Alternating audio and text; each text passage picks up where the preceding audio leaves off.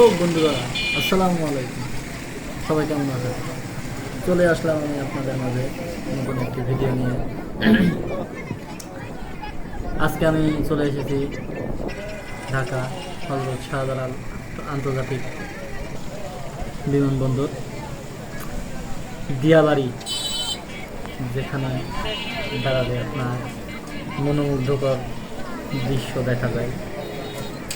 আপনারা ইতিমধ্যে দেখতে পাচ্ছেন একটি প্লেন অলরেডি চলে এসেছে ল্যান্ডিং করার জন্য। এই বিমানটা হচ্ছে ছোট বিমান, বাংলাদেশ বিমানের, যেটা ডোমেস্টিক ফ্লাইট করে।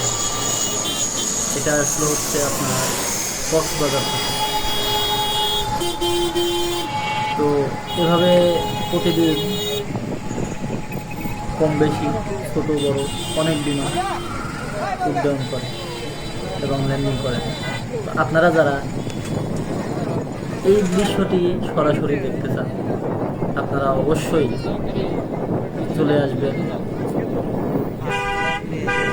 Uttara দিয়াবাড়ির landing point.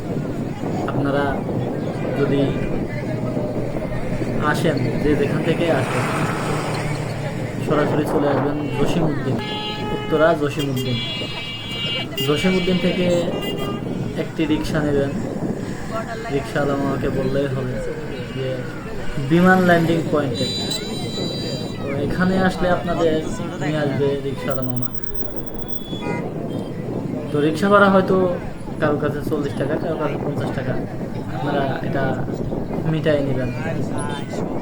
আর সব থেকে বড় ব্যাপার হচ্ছে এখানে আসার পরে, আমি এখন আসছি তো আজকে মেঘলা আবহাওয়া, যার কারণে বিমান খুব বেশি আসতেছে না। দেখেন এখানে অনেক মানুষের ভিড়, অনেক মানুষ এসেছে